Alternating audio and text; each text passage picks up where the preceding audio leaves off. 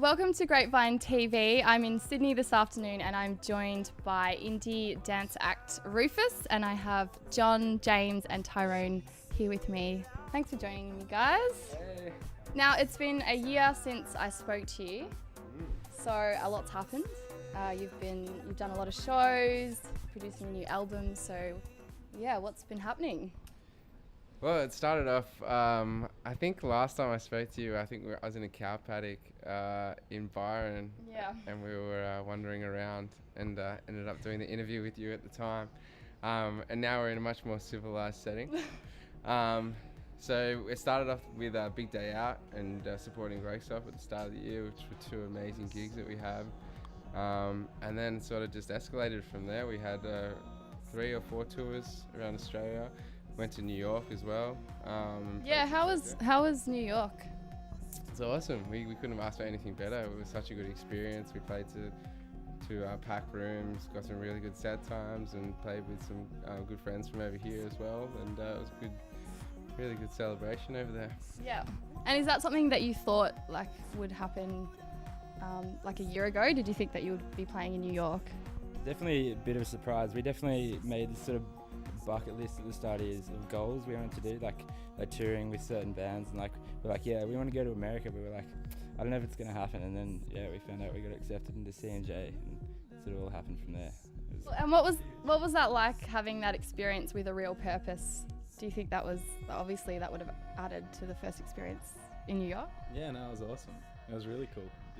Sydney, I thought that was really big, and then you go there, it's like a whole new scale. And the music, the arts and everything, it's just really bubbling there, and it's cool. So yeah, it's an exciting place to be. And how were you received over there? Everything went really well. I mean, the good thing for us was we've sort of been building our audiences in Australia for a year or two now, and it was good to start afresh and see how things were responded to right from the get-go, particularly with the new tracks. We played 2 new tracks over there, and it's the best response we could have hoped for. It went really, really well, and everyone was dancing, and I think we couldn't have asked for anything more in terms of how everyone responded to it. Yeah, I think there's a bit of an honest reaction as well, because people over there have no idea who you are. There's no predisposition. They don't know your name or any of your songs, so it's a good way of gauging how your songs roll out in the live setting. But yeah, people were digging it. It was cool. You're an indie dance electro outfit, and there's plenty out there. How do you go with enrolling, particularly in Australia, with enrolling people into your music? We never really started it with the aim to please anyone so much. We sort of I had my influences. I was doing sort of I don't know, alternative sort of acoustic sort of pop stuff, and John was doing deeper house stuff, and we were in Byron Bay, and we just kind of had a night together, and we're like, oh, let's make a track and see where it takes us. Rather than trying to stand out, cut through or anything, at the end of the day, we're just trying to make music that we actually like, or would hope that someone like us would listen to, and that's all we're doing. We're just making music. And what are some unexpected results that have come out from the last year? So it was the best start to that unexpectedness, when we got to support one of our biggest influences. Also the night before that, or the day before that, we were doing the big day out, opening the boiler room, and we got there and basically we were ready to go on to play, and the gates hadn't opened for the venue yet, and the stage manager's like, you have to get out there, or you're gonna have to cut a song. And I'm like, well, no one's in here, we're gonna be playing to no one, and that room's so huge. And we're like, oh well. We went out there and we started the song, and then they opened the gates, and you just saw this flood of people, little kids, teenage kids, just going ah! And screams, and there's a Ferris wheel at the other end of this room. It's so big, it's just ants swarming towards us, and it was so scary. As in, it was exciting, but the first, I was seeing the first notice, and I'm just shake, I was shitting myself really, but it was ages too. This flood of ants, and just coming towards the stage, and as soon as they got there, they all started getting on each other's shoulders and dancing really hard, and it just kept flooding from the back of the room as well. It was just the whole set. That whole set was ridiculous. It was just I don't know if it was their first festival or what was going on, but it was just everyone was just going nuts. People were on shoulders. It was at like 11:30 or something. So I remember looking at each other just on stage, just smiling, like you couldn't wipe the smile off our face. We were like, what the hell is going on? Have any of you ever woken up, say, after a night out and just not known like what happened or where you were? James. I think John can tell the story.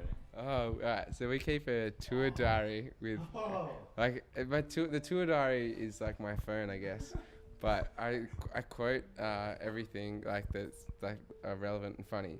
But I have more so just pictures and pictures and video. Like I've got so much footage now of Jimbo just falling asleep, this man here, in just the most strange positions and weird places, and just his face and reactions the next day waking up in these places.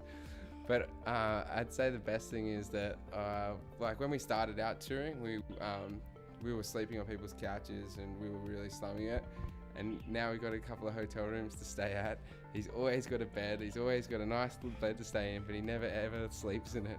We wake up and he's outside on the couch, or he's out on the kitchen chairs sleeping. Or the other weekend in Canberra, I woke up in a sobering up shelter. A sobering up shelter. Yeah. Okay. Yeah, I'm not sure what else to say, but Are you're just not used to living a slightly better life at the moment? I would say better life, a more like chaotic and disorganized lifestyle. They It's got definitely. they got him in different clothes, like I totally woke up in different like clothes. trackies, like in this like polo shirt with the logo of the place on it. It was like right next to the police station. I don't know. It was an interesting night. So good. It was the after party of this festival we played at, and I thought Tyrone went home with him, and Tyrone thought he went home with me. I got a knock on the door in my hotel room at like 8 in the morning, and went and opened it, and he had this massive grin on his face. I'm like, where have you been? And then he told me the story about him being in a sobering up centre with a tracksuit that wasn't So his how one. does it work in terms of coming up with a song, like your process? The three of us are there sitting there and working out. Yeah, it's definitely kind of like shift work. Like we got the couch, so someone will have a sleep. The next person will be doing like moral support in the chair, and then the guy's working, and we just like we rotate from there. What can we expect out of your new album? I think that it's. I guess we started writing it when just the start of summer, so we definitely had like a lot of summery vibes getting oozed into the tracks. It's dancey, and it's sort of a culmination of everything that we've been doing so far. In so much that the two EPs sort of show like a light and shade, and we've sort of put that together on the album. Yeah.